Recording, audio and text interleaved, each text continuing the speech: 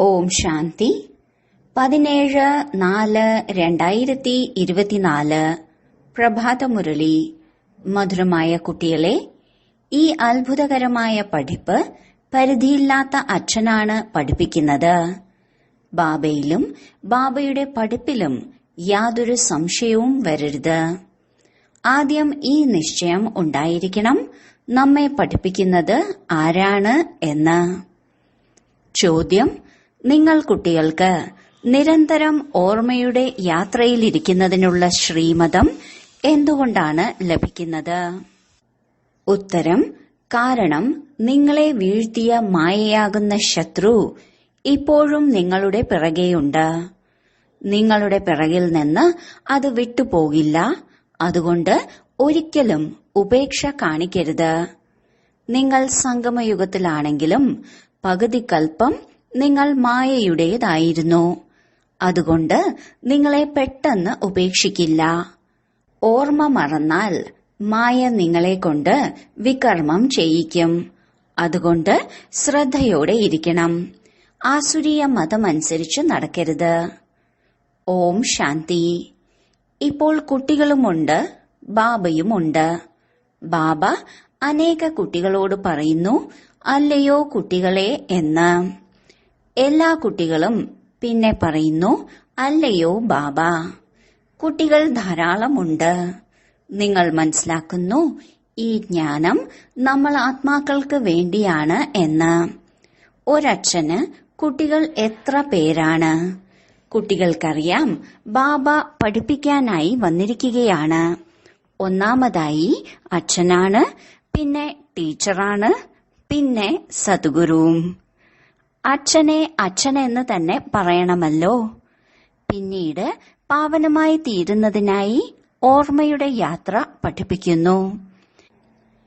ഇതും കുട്ടികൾ മനസ്സിലാക്കുന്നു, ഇത് അത്ഭുതകരമായ പഠിപ്പാണെന്ന്. ഡ്രാമയുടെ ആദി മധ്യ അന്ത്യത്തിന്റെ രഹസ്യം ബാബയ്ക്കല്ലാതെ മറ്റാർക്കും തന്നെ മനസ്സിലാക്കി തരാൻ സാധിക്കില്ല. അതുകൊണ്ടാണ് പരിധിയില്ലാത്ത അച്ഛൻ എന്ന് പറയുന്നത്. ഈ നിശ്ചയം കുട്ടികൾക്ക് തീർച്ചയായും ഉണ്ടായിരിക്കണം. ഇതിലൊരിക്കലും സംശയം പാടില്ല. ഇത്രയ്ക്കും പരിധിയില്ലാത്ത പഠിപ്പ് പരിധിയില്ലാത്ത അച്ഛനല്ലാതെ മറ്റാർക്കും പഠിപ്പിക്കാൻ സാധിക്കില്ല. വിളിക്കുന്നുണ്ട്, ബാബ വരൂ, നമ്മെ പാവന ലോകത്തിലേക്ക് കൊണ്ടുപോകൂ. കാരണം ഇത് പതീത ലോകമാണ്. പാവന ലോകത്തേക്ക് കൊണ്ടുപോകുന്നത് ബാബയാണ്. അവിടേക്ക് പോയതിനു ശേഷം വരൂ, വന്ന് ഞങ്ങളെ പാവന ലോകത്തിലേക്ക് കൊണ്ടുപോകൂ എന്ന് പറയില്ല. കുട്ടികൾക്കറിയാം, ബാബ നമ്മൾ ആത്മാക്കളുടെ അച്ഛനാണ്. അപ്പോൾ ദേഹബോധം ഇല്ലാതാകുന്നു. ആത്മാക്കളും പറയുന്നു, അത് നമ്മളുടെ പിതാവാണ് എന്ന്. അപ്പോൾ ഈ ഒരു നിശ്ചയം ഉണ്ടായിരിക്കണം, ബാബയ്ക്കല്ലാതെ ഇത്രയ്ക്കും ജ്ഞാനം മറ്റാർക്കും നൽകാൻ സാധിക്കില്ല. ആദ്യം ഈ ഒരു നിശ്ചയം ബുദ്ധിയിൽ ആവശ്യമാണ്. ആത്മാവിന് നിശ്ചയമുണ്ടാകുന്നതും ബുദ്ധിയിലാണല്ലോ. ആത്മാവിന് ഈ ജ്ഞാനം ലഭിക്കുന്നു, ഇത് നമ്മുടെ ബാബയാണ്. ഈ പക്കാ നിശ്ചയം കുട്ടികൾക്ക് ഉണ്ടായിരിക്കണം. വായിലൂടെ ഒന്നും തന്നെ പറയേണ്ട ആവശ്യമില്ല. നമ്മൾ ആത്മാക്കൾ ഒരു ശരീരം ഉപേക്ഷിച്ച് മറ്റൊന്ന് എടുക്കുന്നു. ആത്മാവിലാണ് എല്ലാ സംസ്കാരങ്ങളും. ഇപ്പോൾ നിങ്ങൾക്കറിയാം, ബാബ വന്നിരിക്കുകയാണ്. പിന്നീട് നമുക്ക് ഈ ലോകത്തേക്ക് വരേണ്ട ആവശ്യമേ ഇല്ലാത്ത രീതിയിൽ നമ്മെ പഠിപ്പിക്കുന്നു, കർമ്മങ്ങൾ ചെയ്യിപ്പിക്കുന്നു. മറ്റുള്ള മനുഷ്യർ മനസ്സിലാക്കുന്നു, വീണ്ടും ഈ ലോകത്തിലേക്ക് വരണമെന്ന്. നിങ്ങൾ അങ്ങനെ മനസ്സിലാക്കുന്നില്ല. നിങ്ങൾ ഈ അമരകഥ കേട്ട് അമരപുരിയിലേക്ക് പോകുന്നു. അമരപുരി അർത്ഥം എവിടെയാണോ നമ്മൾ സദാ അമരരായി ഇരിക്കുന്നത്. സത്യത്രേതായുഗമാണ് അമരപുരി. കുട്ടികൾക്ക് എത്ര സന്തോഷമുണ്ടായിരിക്കണം. ഈ പഠിപ്പ് ബാബയ്ക്കല്ലാതെ മറ്റാർക്കും പഠിപ്പിക്കാൻ സാധിക്കില്ല. ബാബ നമ്മെ പഠിപ്പിക്കുന്നു. മറ്റുള്ള ടീച്ചർമാരെല്ലാവരും സാധാരണ മനുഷ്യരാണ്. ഇവിടെ നിങ്ങൾ ആരെയാണോ പതിതപാവന, ദുഃഖം ഹരിച്ച് സുഖം നൽകുന്നവനെ എന്നെല്ലാം വിളിക്കുന്നത്, ആ ബാബയാണ് സന്മുഖത്ത് നിങ്ങളെ പഠിപ്പിക്കുന്നത്. സന്മുഖത്തല്ലാതെ രാജയോഗത്തിന്റെ പഠിപ്പ് എങ്ങനെ പഠിക്കാനാണ്? ബാബ പറയുന്നു, നിങ്ങൾ മധുരമായ കുട്ടികളെ ഞാൻ പഠിപ്പിക്കാനായി ഇവിടേക്ക് വരുന്നു. പഠിപ്പിക്കാൻ വേണ്ടിയാണ് ഞാൻ ഇദ്ദേഹത്തിൽ പ്രവേശിക്കുന്നത്. ഭഗവാനുവാച ആണെങ്കിലും ശരീരം ആവശ്യമാണ്. സ്വയം പറയുന്നു, മധുരമധുരമായ ആത്മീയ കുട്ടികളെ, ഞാൻ കൽപ്പകൽപ്പത്തിലെ ഈ പുരുഷോത്തമ സംഗമയുഗത്തിൽ സാധാരണ ശരീരത്തിലേക്ക് വരുന്നു. വളരെയധികം ദരിദ്രനുമല്ല, വളരെയധികം ധനികനുമല്ല, സാധാരണക്കാരൻ. ഇത് നിങ്ങൾ കുട്ടികൾക്ക് നിശ്ചയമുണ്ടായിരിക്കണം. അത് നമ്മുടെ അച്ഛനാണ്, നമ്മൾ ആത്മാക്കളുമാണ്. നമ്മൾ ആത്മാക്കളുടെ പിതാവാണ്. മുഴുവൻ ലോകത്തിലും എത്ര മനുഷ്യാത്മാക്കളുണ്ടോ അവരുടെ എല്ലാം അച്ഛനായതുകൊണ്ടാണ് അവരെ പരിധിയില്ലാത്ത അച്ഛൻ എന്ന് പറയുന്നത്. ശിവജയന്തി ആഘോഷിക്കുന്നുണ്ട്. അതിനെക്കുറിച്ചും ആർക്കും തന്നെ അറിയില്ല. ആരോടെങ്കിലും ചോദിക്കൂ, ശിവജയന്തി എപ്പോൾ മുതൽക്ക് ആഘോഷിക്കാൻ ആരംഭിച്ചു എന്ന്. അപ്പോൾ പറയും, പരമ്പരാഗതമായി എന്ന്. അതും എപ്പോൾ മുതൽ? ഏതെങ്കിലും തീയതി ആവശ്യമാണല്ലോ. ഡ്രാമ അനാദിയാണ്. പക്ഷെ ഡ്രാമയിൽ നടക്കുന്ന ഓരോ സംഭവങ്ങളുടെയും തീയതിയും നാളും ആവശ്യമാണല്ലോ. ഇതാർക്കും തന്നെ അറിയില്ല. നമ്മുടെ ശിവബാബ വന്നിരിക്കുകയാണ്. ഈ സ്നേഹത്തോടെ ആരും തന്നെ ശിവജയന്തി ആഘോഷിക്കുന്നില്ല. നെഹ്റുവിന്റെ ജയന്തി വളരെ സ്നേഹത്തോടെ ആഘോഷിക്കുന്നു. കണ്ണുനീരും വരാറുണ്ട്. പക്ഷെ ശിവജയന്തിയെക്കുറിച്ച് ആർക്കും തന്നെ അറിയില്ല. ഇപ്പോൾ നിങ്ങൾ കുട്ടികൾ അനുഭവികളാണ്. അനേക മനുഷ്യർ ഒന്നും അറിയാത്തവരാണ്. എത്ര മേളകളാണ് വെക്കുന്നത്. അവിടേക്ക് ആര് പോകുന്നുവോ അവർക്ക് അറിയാൻ സാധിക്കും സത്യം എന്താണെന്നുള്ളത്. എങ്ങനെയാണോ ബാബ അമരനാഥത്തിൽ പോയതിന്റെ ഉദാഹരണം പറയുന്നത്, അവിടെ പോയി നോക്കി സത്യം സത്യമായി എന്താണ് സംഭവിക്കുന്നതെന്ന്. ബാക്കിയുള്ളവരെല്ലാം തന്നെ എന്താണോ മറ്റുള്ളവരിലൂടെ കേട്ടത് അതാണ് പറയുന്നത്. ചിലർ പറയുന്നു മഞ്ഞിന്റെ ലിംഗമാണ് ഉണ്ടാക്കുന്നതെന്ന്. അപ്പോൾ പറയും സത്യമെന്ന്. ഇപ്പോൾ നിങ്ങൾ കുട്ടികൾക്ക് അനുഭവമുണ്ട് സത്യം എന്താണ്, അസത്യം എന്താണ് എന്ന്. ഇപ്പോൾ വരേക്കും എന്തെല്ലാമാണോ കേട്ടിട്ടും പഠിച്ചിട്ടും വന്നത് അതെല്ലാം തന്നെ അധർമ്മം നിറഞ്ഞതാണ്. ഇങ്ങനെയൊരു മഹിമയുണ്ട്, ഈ ലോകവും മായയുമെല്ലാം അസത്യമാണ് എന്ന്. ഇത് അസത്യമായ ഖണ്ഡമാണ്, അത് സത്യഖണ്ഡവും. സത്യത്രേത ദ്വാപര യുഗം മറികടന്നു. ഇപ്പോൾ ഇത് കലിയുഗമാണ്. ഇതും വളരെ കുറച്ചു പേർക്ക് മാത്രമേ അറിയൂ. നിങ്ങളുടെ ബുദ്ധിയിൽ എല്ലാവിധ ചിന്തനങ്ങളുമുണ്ട്. ബാബയുടെ അടുത്ത് മുഴുവൻ ജ്ഞാനവുമുണ്ട്. ബാബ ജ്ഞാനസാഗരനാണ്. ബാബയിൽ എന്തെല്ലാം ജ്ഞാനമുണ്ടോ അത് ഈ ശരീരത്തിലൂടെ നൽകി നമ്മെ തനിക്ക് സമാനമാക്കി മാറ്റുകയാണ്. പരിധിയില്ലാത്ത അച്ഛനും പ്രയത്നിച്ച് തനിക്ക് സമാനമാക്കി മാറ്റുന്നു. ലൗകിക അച്ഛൻ തനിക്ക് സമാനമാക്കി മാറ്റുന്നില്ല. ഇപ്പോൾ നിങ്ങൾ പരിധിയില്ലാത്ത അച്ഛന്റെ അടുക്കലാണ് വന്നിരിക്കുന്നത്. അച്ഛനറിയാം എനിക്ക് കുട്ടികളെ തനിക്ക് സമാനമാക്കി മാറ്റണമെന്ന്. ടീച്ചർ തനിക്ക് സമാനമാക്കി മാറ്റിയാലും അത് നമ്പർ വൈസ് ആകുന്നു. ഈ ബാബയും അങ്ങനെ തന്നെയാണ് പറയുന്നത്. നമ്പർ വൈസ് ആകുക തന്നെ ചെയ്യും. ഞാൻ എന്താണോ പഠിപ്പിക്കുന്നത് അതാണ് അവിനാശിയായ പഠിപ്പ്. ആര് എത്രത്തോളം പഠിക്കുന്നുവോ അതൊരിക്കലും വ്യർത്ഥമായി പോകില്ല. ഇനി മുന്നോട്ടു പോകവേ മറ്റുള്ളവർ സ്വയം പറയും, ഞങ്ങൾ 4 വർഷങ്ങൾക്ക് മുമ്പ് 8 വർഷങ്ങൾക്ക് മുമ്പ് ജ്ഞാനം കേട്ടിരുന്നു, ഇപ്പോൾ വീണ്ടും വന്നിരിക്കുകയാണ് എന്ന്. പിന്നീട് ചിലർ മാത്രം ഇവിടെ പിടിച്ചു നിൽക്കും. അണയാത്ത ദീപത്തിനു മേൽ ചില ഇയാമ്പാറ്റകൾ ഒറ്റയടിക്ക് ആഹുതി ചെയ്യും. ചിലർ വട്ടം കറങ്ങിപ്പോകും. ആരംഭത്തിൽ ബാബയാകുന്ന അണയാത്ത ദീപത്തിനു മേൽ ധാരാളം ഇയാമ്പാറ്റകൾ ആകർഷിക്കപ്പെട്ട് വന്നിരുന്നു. ഡ്രാമ പ്ലാൻ അനുസരിച്ച് ഭട്ടി വെച്ചിരുന്നു. കൽപ്പകൽപ്പം അതുപോലെ തന്നെ സംഭവിച്ചിരുന്നു. എന്തെല്ലാമാണോ കഴിഞ്ഞുപോയത് അതെല്ലാം കൽപ്പം മുമ്പും അതുപോലെ തന്നെ സംഭവിച്ചിരുന്നു.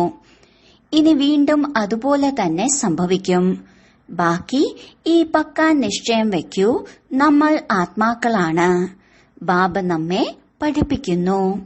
ഈ നിശ്ചയത്തിൽ പക്ക ആയിരിക്കൂ, ഒരിക്കലും മറക്കരുത്. അച്ഛനെ അച്ഛനാണെന്ന് മനസ്സിലാക്കാത്ത ഒരു മനുഷ്യനും ഉണ്ടാവുകയില്ല. വിട്ടുപോയവരാണെങ്കിലും അവരും ഇങ്ങനെ മനസ്സിലാക്കും, ഞങ്ങൾ അച്ഛനോടാണ് വിട പറഞ്ഞതെന്ന്. ഇത് പരിധിയില്ലാത്ത അച്ഛനാണ്. അവരെ നമ്മൾ ഒരിക്കലും ഉപേക്ഷിക്കില്ല. അന്തിമം വരേക്കും കൂടെയിരിക്കും. ഈ ബാബ എല്ലാവരുടെയും സദ്ഗതി ചെയ്യുന്ന ആളാണ്. 5000 വർഷങ്ങൾക്ക് ശേഷമാണ് വരുന്നത്. ഇതും മനസ്സിലാക്കിയിട്ടുണ്ട്. സത്യയുഗത്തിൽ വളരെ കുറച്ചു മനുഷ്യരെ ഉണ്ടാകൂ. ബാക്കിയെല്ലാവരും ശാന്തിധാമത്തിലാണ് വസിക്കുന്നത്. ഈ ജ്ഞാനവും ബാബയാണ് കേൾപ്പിക്കുന്നത്. മറ്റാർക്കും തന്നെ കേൾപ്പിക്കാൻ സാധിക്കില്ല. മറ്റാരുടെയും ബുദ്ധിയിൽ ഇത് ഇരിക്കില്ല. നിങ്ങൾ ആത്മാക്കളുടെ അച്ഛനാണത്. ബാബ ചൈതന്യ ബീജരൂപനാണ്. എന്ത് ജ്ഞാനമാണ് നൽകുന്നത്? സൃഷ്ടിയാകുന്ന വൃക്ഷത്തിന്റെ ജ്ഞാനം. രചയിതാവ് തീർച്ചയായും രചനയുടെ ജ്ഞാനം നൽകുന്നു. നിങ്ങൾക്കറിയാമായിരുന്നോ സത്യയുഗം എപ്പോഴായിരുന്നു എന്നും അത് എവിടേക്ക് പോയി എന്നും? ഇപ്പോൾ നിങ്ങൾ മുന്നിലിരിക്കുകയാണ്.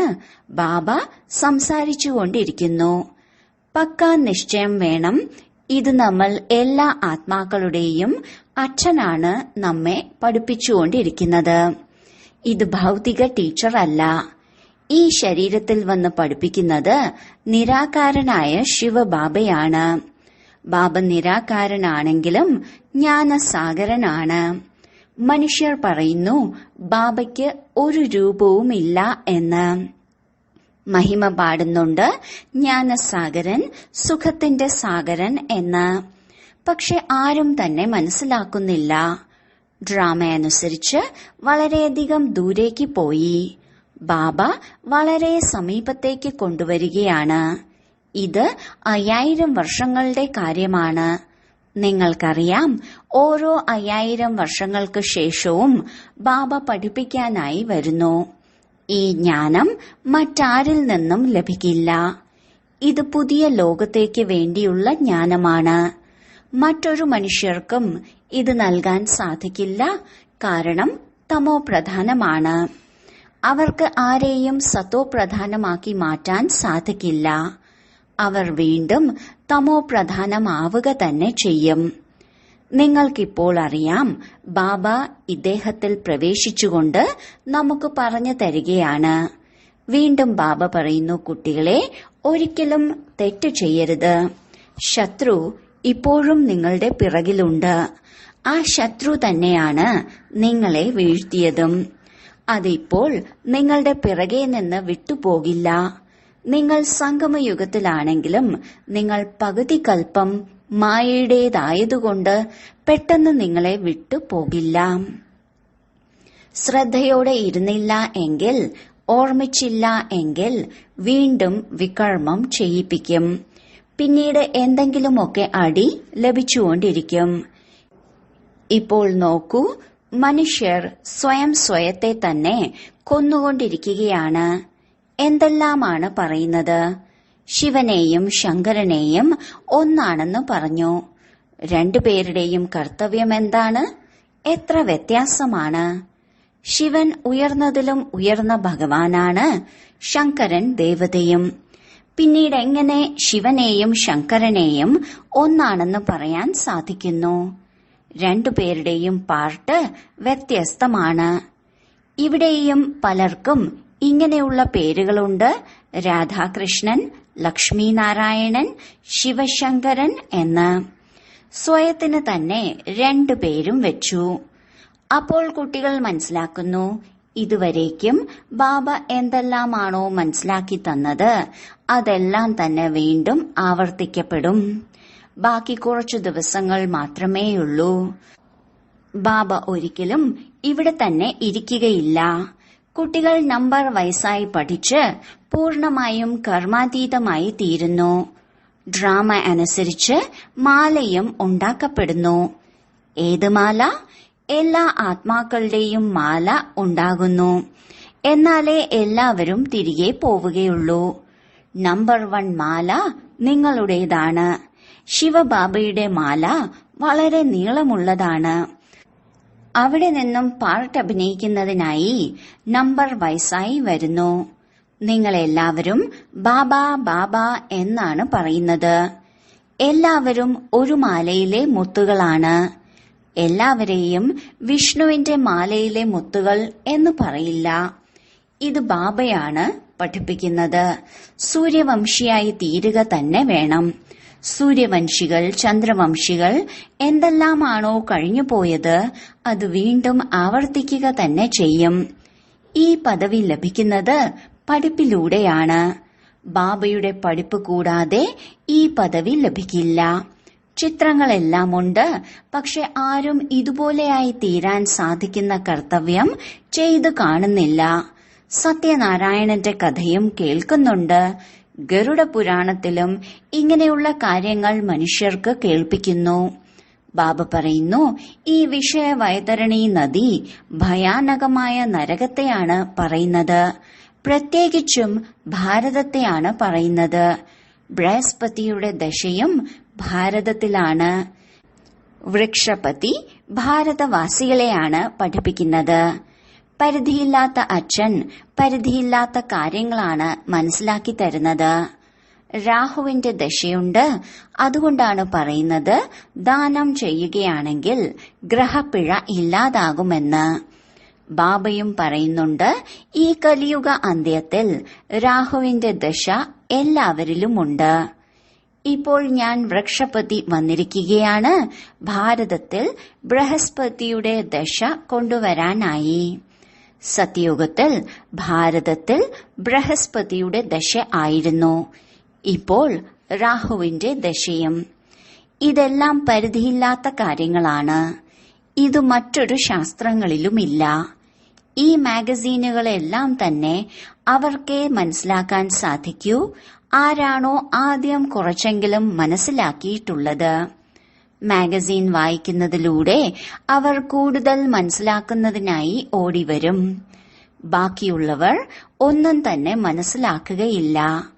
ആരാണോ കുറച്ചെങ്കിലും ജ്ഞാനം കേട്ട് പിന്നീട് ഉപേക്ഷിക്കുന്നത്, കുറച്ചുകൂടി ജ്ഞാനമാകുന്ന എണ്ണ ഒഴിക്കുന്നതിലൂടെ അവർ ജാഗരൂകരാകുന്നു.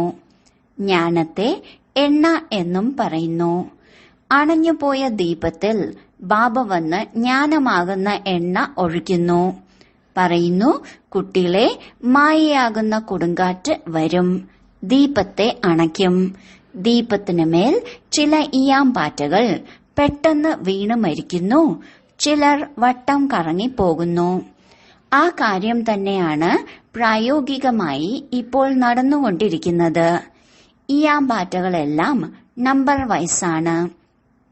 ആദ്യം ഒറ്റയടിക്ക് വീട് വിട്ടുവന്നു ഈയാമ്പാറ്റകളായി മാറി.